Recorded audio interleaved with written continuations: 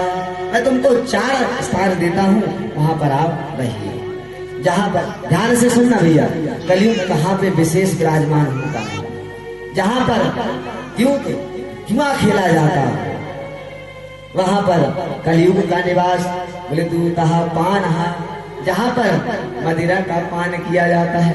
अब इस विषय में ज्यादा नहीं बोल सकता, अब समझ ही नहीं रहे हो। गंगा बह रही है, गंगा कम बह रही है, जमुना ज्यादा बह रही है, क्या करेंगे, समय परिस्थिति। हम आपको चाहिए इन चीजों से दूर रहे। कम से कम जब यज्ञ अनुष्ठान हो तब तो व्यक्ति को चाहिए कि तो इन्हें छुए ही ना। स्पर्श भी करना अपराध है, देखना भी अपराध है, स्पर्श करना भी अपराध है। इतना नहीं कर सकते तो थोड़ी सुविधा दें, करेंगे नहीं दे सकता मैं सुविधा। हमारी व्यासपीठ कहती है कि इसे जो पान करता है उसके घर में कलयुग का वास है।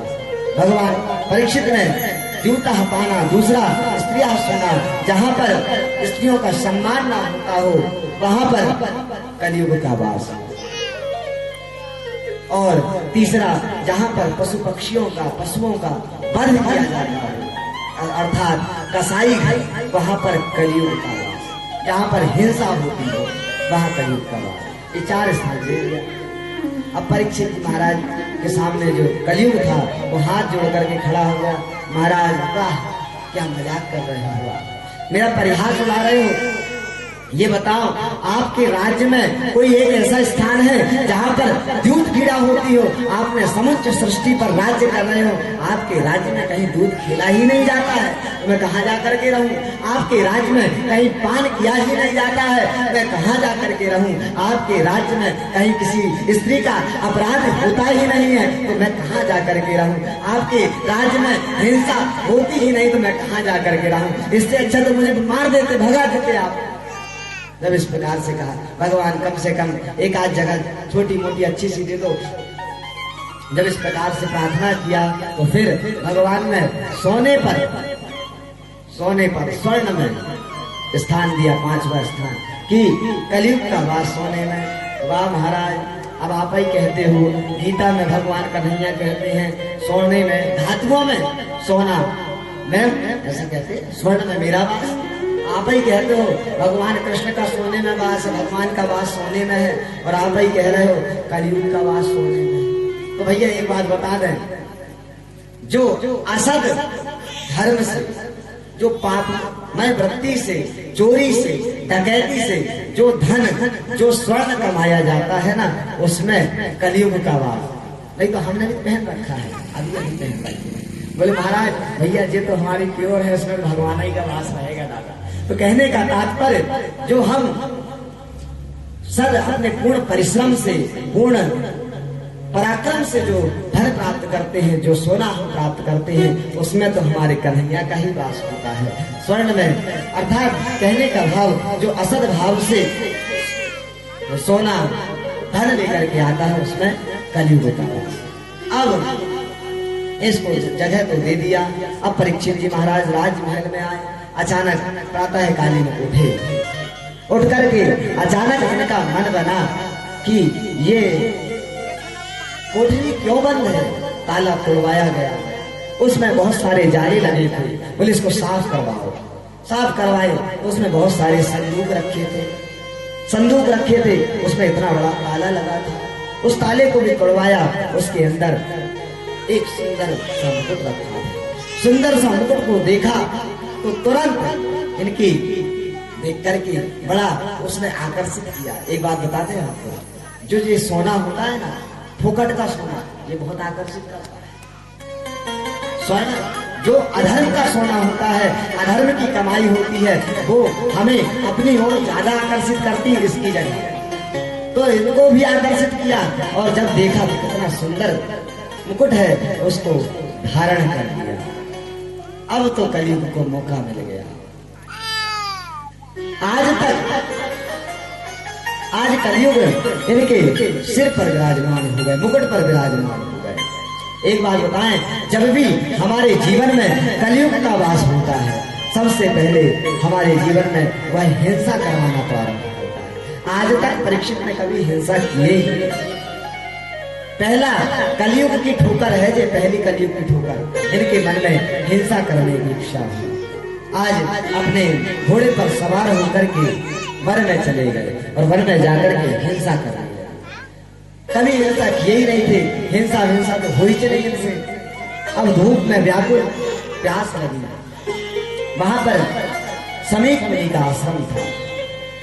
समीक मुनि के आश्रम में गए तो उसी समय समीक मुनि भगवान की साधना में तन्मग्न थे। परीक्षित ने आवाज लगाया, ऋषिदेव मुझे प्यास लगी है, जल पीना है। लेकिन समाधि समीक मुनि ने सुना नहीं। उसी समय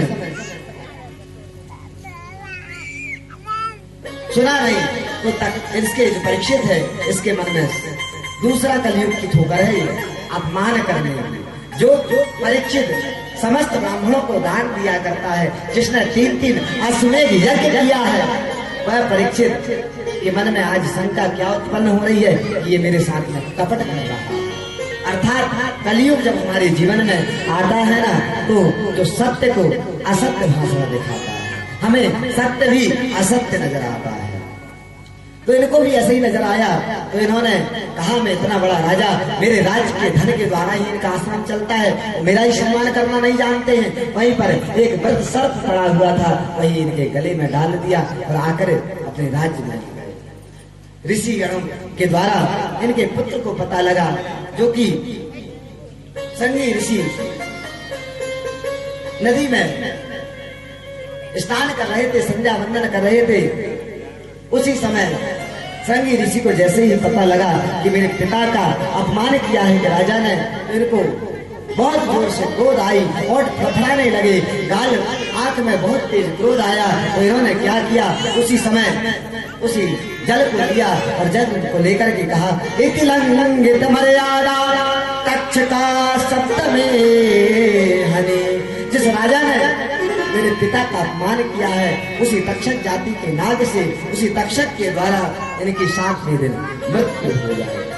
इस प्रकार से जब श्राप दे दिया। आपको ये बता दें एक बात यहाँ पर विचारणीय, कभी भी आपको क्रोध आए तो हमेशा ध्यान रखें कि अपना नियंत्रण बनाए रखें। एक क्षण क्रोध भी करिए पर बोध नष्ट। क्रोध करना उचित है, यदि हम क्रोध इनके ऊपर ना करें तो हमें पागल बना के फिर के चल जाए। क्रोध करना उचित है, लेकिन एक क्षण क्रोध भी करिए पर बोध नष्ट हो। हमको चाहिए क्रोध करें ही ना, यदि हमें अधिक क्रोध आवे उस समय पहले बोध करें कि हमें क्रोध क्यों आ रहा है, अपने आप को शांत ठंडा करें। जब हमारा ठंडा दिमाग होता है ना, तभी हम उस चीज को समझ पाते हैं। समीक ऋषि के जो पुत्र हैं संगी ऋषि, इन्होंने भी क्रोध में आकर, आवेश में आकर राजा को श्राप दिया और आकर अपने पिता के चरणों में बैठ करके सुबुक सुबुक करके रोने लगे। नेत्रों से अश्रु प्रवाहित हो रहे हैं और अपने पिता के चरणों को स्पर्श करे, उनके चरणों पर माथा रख करके रो रहे। अपने चरणों के जब माथा रख करके रो रहे थे, उनके नेत्रों से जब अश्रु प्रवाहित हुए चरणों में, तो उसी समय समीक ऋषि के नेत्र खुले। नेत्र खुला, क्या हो गया पुत्र? बोले आपका अपमान हुआ है पिताजी। बोले किसने किया? बोले हमारे राजा परीक्षित ने। बोले बेटा तुमने कुछ किया तो नहीं? बोले कर तो दिया। कंठ अवरुद्ध हो गया कि मैं अपने पिता का अपमान कैसे बताऊं। तब उनके शिष्यों ने बताया कि इन्होंने उनको 7वें दिन मृत्यु का, 7वें दिन तक्षक जाति के सर्प के काटने से मृत्यु होगी, ऐसा श्राप हो गया। उसी समय समीक ऋषि ने कहा, ये बेटा तुमने ये क्या किया? अब आज के द्वारा, आज के बाद इस पृथ्वी पर, इस धरातल पर ऐसा राजा जन्म नहीं ले सकता परीक्षित के बराबर। धर्मात्मा राजा जन्म नहीं ले सकता। उसके द्वारा अपमान भी हुआ होगा ना कोई कारण से हुआ होगा। राजा परीक्षित कभी मेरा अपमान नहीं कर सकते, और परीक्षित ने अपमान भी कर दिया है तो उसने, उसके जीवन में इतनी ऊर्जा है, उतना इसने दान किया है, इतना पुण्य किया है, तो अपराध अपराध है। जब इस प्रकार से कहा, उसी समय समीक ऋषि ने को जब पता लगा तो गौरव नामक शिष्य को जाकर बुलाकर कहा कि जाओ जाकर राजा परीक्षित को सब बात बता दो, ऐसा ऐसा तुमको श्राप है। इधर परीक्षित जब आए और आकर जैसे ही अपना मुकुट को उतारा, तो जिस प्रकार से हम स्वप्न में होते हैं ना, स्वप्न में हम स्वप्न देखते हैं, जैसे ही हमारे नेत्र खुलते हैं, नेत्र खुलते ही हमें नजर आता है कि हम तो कहीं और हैं और कहीं और थे। जब इस प्रकार से जब नजर आया तो मन में विचार किया कि मेरे पूरे कुल के द्वारा ब्राह्मण का अपमान नहीं हुआ, मैं कैसा अभागा हूँ कि मेरे द्वारा एक ऋषि का अपमान हो गया। हे प्रभु, मुझे जल्दी से जल्दी इस अपराध का कोई आप मुझे दंड मिलना चाहिए। उसी समय गौरमुख नामक जो शिष्य था वो पहुंचा, उसने जाकर के कहा, गुरुदेव, हे परीक्षित राजा, गुरुदेव ने आपके लिए एक संदेश भेजा, आपने गुरुदेव का अपमान किया, इसलिए उनके पुत्र संगी ऋषि ने आपको श्राप दे दिया है कि आपकी सातवें दिक्तक्षक जाति के काटने से आपकी मृत्यु हो जाएगी। मानो परीक्षित जी महाराज तो प्रसन्न हो गए कि मैंने जो अपमान किया था, मैंने जो अपराध किया था, उसका समाधान हो गया। उस गौरमुख नामक जो शिष्य था उसको गले से लगा लिया और जाकर जब गौरमुख नामक ब्राह्मण चला गया, वह शिष्य चला गया। अब मन में विचार करने लगे कि क्या करूं। उसी समय अपने पुत्र को, जन्मेजय को राजा बना करके स्वयं हरिद्वार में आनंद नाम तट में के सब कुछ त्याग करके, राजपाट त्याग करके गंगा के समीप जाकर के बैठ गए। जैसे ही धीरे धीरे ये खबर समस्त लोगों को पड़ी, जिन जिनको पता लगी कि सभी पुत्र ने इनको श्राप दे दिया है और राजा गंगा के तट में आकर के बैठे हैं, जब वहां जब देखा तो समस्त ऋषिगण, सुक, व्यास, पाराशर, समस्त ऋषिगण वहां पर उपस्थित हो गए और परीक्षित एक ही प्रश्न करते हैं, मरने वाले को क्या करना चाहिए, मरने वाले को क्या करना। एक बात आपको समाधान करते हुए कहते हैं, ये केवल प्रश्न परीक्षित का नहीं, हम आप सभी का यही प्रश्न है। आप कितना ही प्रश्न पूछ लो, लेकिन सबसे बड़ा जीवन का यही प्रश्न है कि हम आपको एक ना एक दिन मरना ही है। तो परीक्षित आज समस्त संतों से यही प्रश्न पूछ रहा है कि मरने वाले व्यक्ति को क्या करना चाहिए, म्रियमाणस्य किम कर्तव्यम। तो ऋषि मुनि संत जन समाधान देते हैं। एक ऋषि कहते हैं कि महाराज एक काम करो, आप आज से लेकर कई दिन, आप जब तक 7 दिन पर्यंत इस गंगा नदी में प्रविष्ट हो जाओ और भगवान नाम स्मरण करते हुए अपनी मृत्यु को प्राप्त करो। परीक्षित को संतुष्टि प्राप्त नहीं। दूसरे संत उपाय बताते हैं, एक काम करिए आप परीक्षित, आज से लेकर जब तक आपका जीवन है 7 दिन आप दान देते रहे। परीक्षित कहता है, जीवन में मैंने खूब दान दिया, मतलब संतोषजनक उत्तर नजर नहीं आ रहा है। उसी समय परीक्षित ने दूर से देखा कि तम द्वयष्टवरसं सुकुमार पादा। उसी समय स्वयं सुखदेव जी महाराज तम द्वयष्टवरसं सुकुमार पादा, सुखदेव जी महाराज नन्हे नन्हे, यहाँ पर व्याख्या बड़ी अजीब है। तम द्वयष्टवरसं, सुखदेव जी परीक्षित जो व्यास जी महाराज क्या लिखते हैं, बोले सूत जी महाराज कहते हैं तम द्वयष्टवरसं, यहाँ पर 16 वर्ष भी कह सकते थे ना, 8-8 16, तम द्वयष्टवरसं क्यों कहा? बोले सुखदेव जी महाराज हैं तो 16 वर्ष के, लेकिन ये देखते 8 वर्ष के समय नन्हे नन्हे। सुखदेव जी महाराज जब सभा में बैठे आए तो जितने भी बड़े बड़े दाढ़ी मूंछ वाले बड़े बड़े ऋषिगण थे सब उठ करके उनका स्वागत सम्मान करने लगे। और जैसे ही परीक्षित ने देखा, इनको भी लगा, जैसे ही संत को आते हुए देखा तो इनको लगा कि मेरा जीवन का कल्याण यही संत करेंगे और हमारे जीवन में भी यदि हम संतों का संग करेंगे ना तभी हमारे जीवन का कल्याण होगा। इसलिए तो भक्त वृंद गाया करते हैं, संतन के संग लाग रे तेरी अच्छी बनेगी, संतन के संग लाग रे वो तेरी अच्छी बनेगी, संतन के संग लाग रे तेरी अच्छी बनेगी, संतन के संग लाग रे अच्छी बनेगी तेरी किस्मत जगेगी, अच्छी बनेगी तेरी किस्मत जगेगी, अच्छी बनेगी तेरी किस्मत जगेगी, अच्छी बनेगी तेरी किस्मत जगेगी। लाग रे तेरी अच्छी बनेगी, लाग रे तेरी अच्छी बनेगी। संतन सन करे पुण्य कमाई, संगति करूं पुण्य कमाई, तन सन कर पुण्य कमाई, संगति करूं पुण्य कमाई। चरण लाग रही हो तेरी अच्छी बनेगी, लाग रही तेरी अच्छी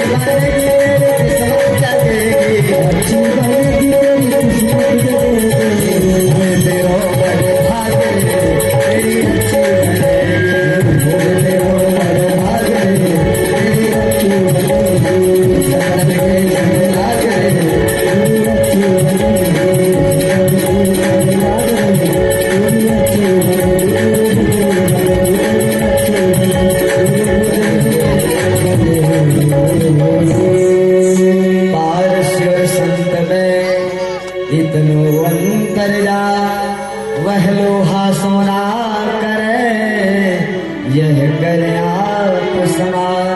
परीक्षित ने जैसे ही सुखदेव जी को देखा तो मानो इनको लगा कि मेरे प्रश्न का समाधान यही है। और जैसे ही सुखदेव जी महाराज आए तो अतः पृच्छामि संसिद्धे योगिना परमं गुरुं, पुरुषस्य यत् कार्यं म्रियमाणस्य सर्वथा। परीक्षित जी महाराज ने कुछ नहीं किया, आए सीधे प्रणाम किया और दूसरी झपक पड़े, बोले क्या बोले, म्रियमाणस्य सर्वथा। बोले सुखदेव जी महाराज आप कृपा करके ये बताइए कि मरने वाले व्यक्ति को क्या करना चाहिए। सुखदेव जी महाराज ने कहा, क्यों राजा तुझे बिल्कुल शिष्टाचार इत्यादि कुछ नहीं आता क्या तुझे, कि कोई ऋषिगण आए, गुरुदेव आए, संत आए तो पहले उनको प्रणाम करने से पूर्व चरण प्रक्षालन करना चाहिए, चरण प्रक्षालन के बाद उनको आसन में बैठाना चाहिए, आसन में बैठाने के बाद में उनको सुंदर जल पिलाना चाहिए, जल पिलाने के बाद पूछना चाहिए कि आपको कितनी दूर से आए हो, धूप में आए हो तो आप पहले आराम कर लीजिए, आराम करने के बाद जब हमारा मन शांत होता तब तुम प्रश्न करते।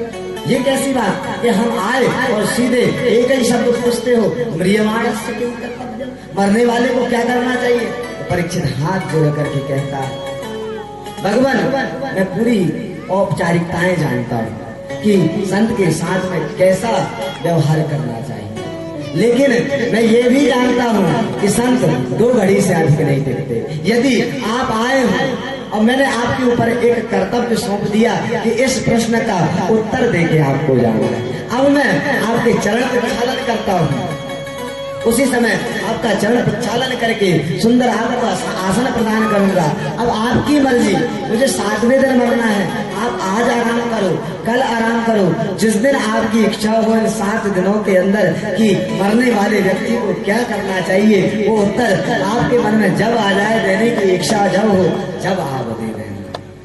यदि मैं ऐसा नहीं करता तो सारी औपचारिकताएं में मेरा समय चला जाएगा।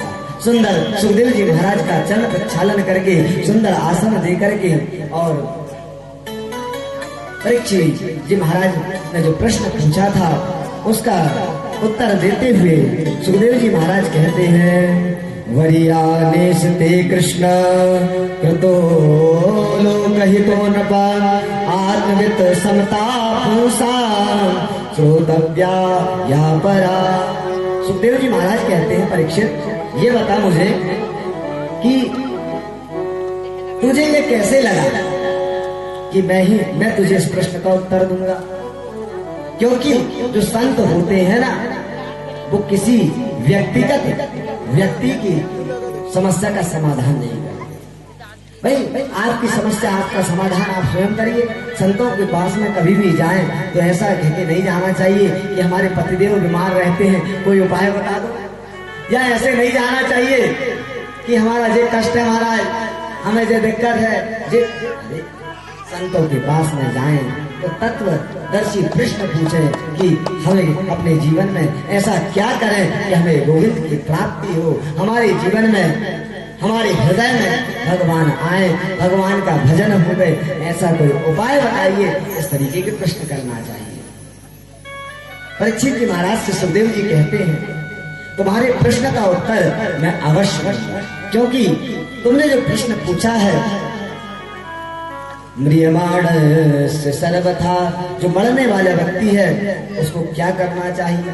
तो मरोगे तुम्हें बस नहीं, 7 दिनों में हर व्यक्ति को, जितने भी जीव इस मृत्यु लोक में आए हैं उनको इन्हीं 7 दिन में मरना है। सोमवार, मंगल, बुध, गुरु, शुक्र, शनि, इसके 8 दिन के अलावा 9वां दिन तो भगवान ने बनाया ही नहीं है जो 9वां दिन व्यक्ति मरेगा।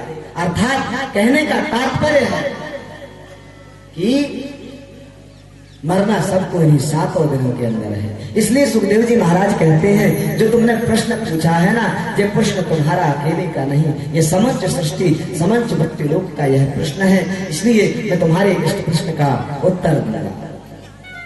परीक्षित, सबसे पहले एक बात तुम अपने कान में सोच लो, अपने जीवन का कल्याण के विषय में आप बिल्कुल चिंता करना बिल्कुल बंद कर दो, क्योंकि तुम्हारे आत्म कल्याण की बात करते हो तो आपके ही वंश में खटवांग नाम के राजा थे। खटवांग नाम राजर्षि राजा हुए खटवांग नाम के, उन्होंने 2 घड़ी में अपना कल्याण कर लिया था। तू अपनी चिंता बिल्कुल त्याग दे। परीक्षित, तू सोच रहा है कि 7वें दिन में मरना है, तेरे ऊपर भगवान की परम कृपा है कि तुझे उस ऋषि के द्वारा ये गारंटी तो मिल गई, ये प्रमाण तो मिल गया कि तेरी 7वें दिन मृत्यु होगी।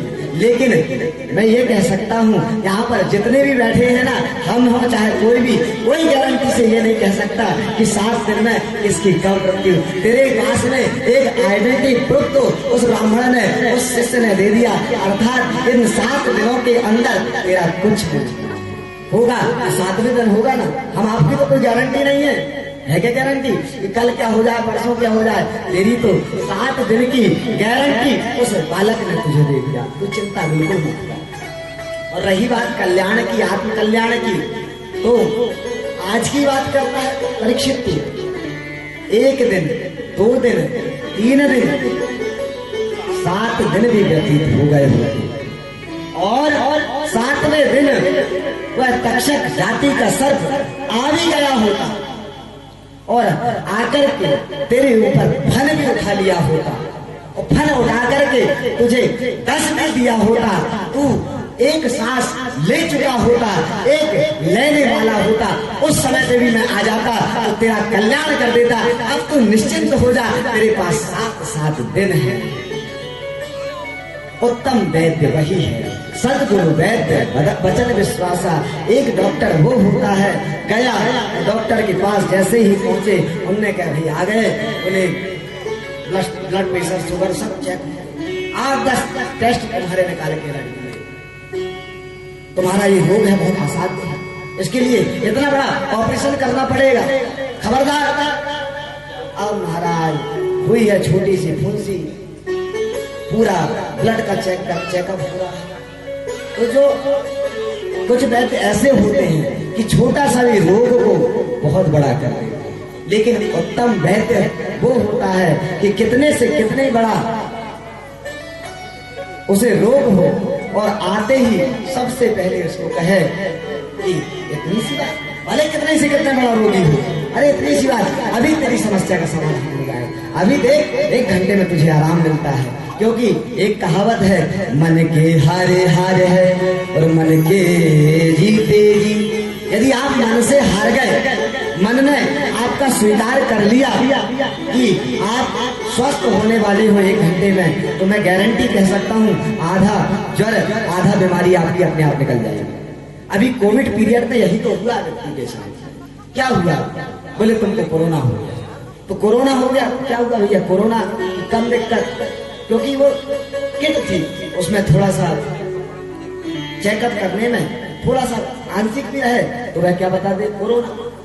अब किसी व्यक्ति, भगवान की दया, हमारे गांव में तो किसी को ऐसी समस्या नहीं रही। अब आप कल्पना करो, कोई व्यक्ति के साथ में ऐसी हरकत करी जाए, कैसी? एक कमरे में रह, अलग रहे, बिल्कुल अलग रहना, हमें छीना बिल्कुल मत। तू हमारे पास में आएगा तो बहुत दूर से बात करना, खाना इसका फेंक देना थाली भर के। तो धीरे धीरे धीरे धीरे जो व्यक्ति बीमार हो अथवा ना भी हो, तो उसके मन में ये बात बैठ जाएगी कि मैं बीमार हूँ। इसी कारण तो मुझसे लोग दूर से बात करते हैं, इसी कारण तो मुझे दूर से भोजन दिया जाता है, इसी कारण तो वो अपने मन से मान लेता है कि मैं बीमार हूँ, बीमार हूँ, बीमार हूँ, बीमार हूँ। तो बीमार ना होते हुए भी वो बीमार हो जाया करता है, घुटन करते करते अपने जीवन का त्याग कर देता है और कह देते हैं कोरोना से मर गया, कोरोना से मर गया। एक राज्य में ऐसा ही हुआ, एक राजा थे, राजा बहुत सत्यवादी राजा, तब जब किया करते थे, उन्होंने सूर्य को अर्घ्य दिया तो साक्षात सूर्य भगवान उनको दर्शन देने आया करते थे। साक्षात सूर्य भगवान जब दर्शन देने आते तो एक दिन सूर्य भगवान ने कहा कि तुम्हारे यहाँ पर कुछ समय बाद महामारी आई और महामारी से 5 लोगों की मृत्यु, कुछ लोगों की 5% लोगों की जनहानि होगी, 5% लोगों की। इस प्रकार से जब कहा तुम सतर्क रहे, अब गया राज्य में ऐलान कर दिया कि सब लोग सतर्क रहो, कुछ समय बाद महामारी आने वाली है और उसमें इतने लोग मरने वाले हैं। अब सब लोगों ने इतना टेंशन ले लिया कि जब महामारी आई तो 5% की बात थी, 25-30% मर गए लोग, थी 50 की बात 100, 200, 400 लोग मर गए। अरे ये कैसे हुआ? उसी समय राजा पुनः गया और कहा, आपने तो कहा था प्रभु कि केवल 5% लोगों की मृत्यु होगी महामारी से, इतने सारे लोगों की कैसी मृत्यु हो गई? तो बोले महामारी ने तो 5% लोगों को मारा है। फिर बोले जो महामारी का भय आपने समस्त लोगों के दिमाग में बिठा दिया था ना, उससे बाकी लोग मरे। तो कहने का तात्पर्य जो उत्तम वैद्य होता है ना, वो कभी ऐसा नहीं किया करता कि उत्तम वैद्य की यही पहचान है कि वह उसके जड़ को तुरंत बीमारी को दूर कर दे। लेकिन वैद्य भी वैसा ही होना चाहिए, नहीं तो कोई आड़ू डॉक्टर के चक्कर में पड़ गए तो फिर तो हालत खराब। एक छोटा सा दृष्टांत आपकी, एक आड़ू डॉक्टर बड़े आड़ू हो गए।